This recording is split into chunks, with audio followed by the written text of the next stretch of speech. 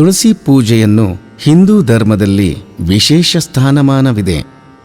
ಭಕ್ತಿಯಿಂದ ತುಳಸಿಗೆ ಪೂಜೆಯನ್ನು ಮಾಡಲಾಗುತ್ತದೆ.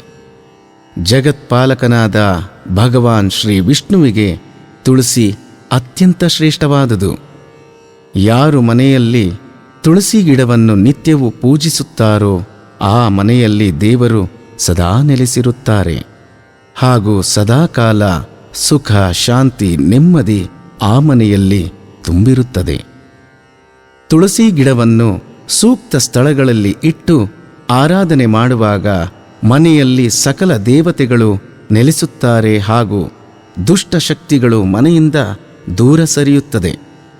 ಮನೆಯಲ್ಲಿರುವ ಪ್ರತಿಯೊಬ್ಬರೂ ಉತ್ತಮ ಆರೋಗ್ಯದಿಂದ ಸಕಲ ಸಮೃದ್ಧಿಯನ್ನು ಪಡೆಯುತ್ತಾರೆ.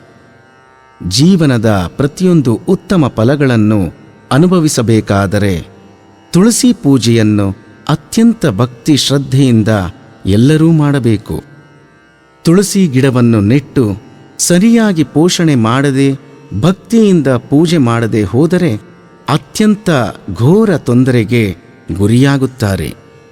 ಜೀವನದಲ್ಲಿ ಕಷ್ಟಗಳನ್ನು ಎದುರಿಸಬೇಕಾದ ಸಂದರ್ಭಗಳು ಬರಬಹುದು.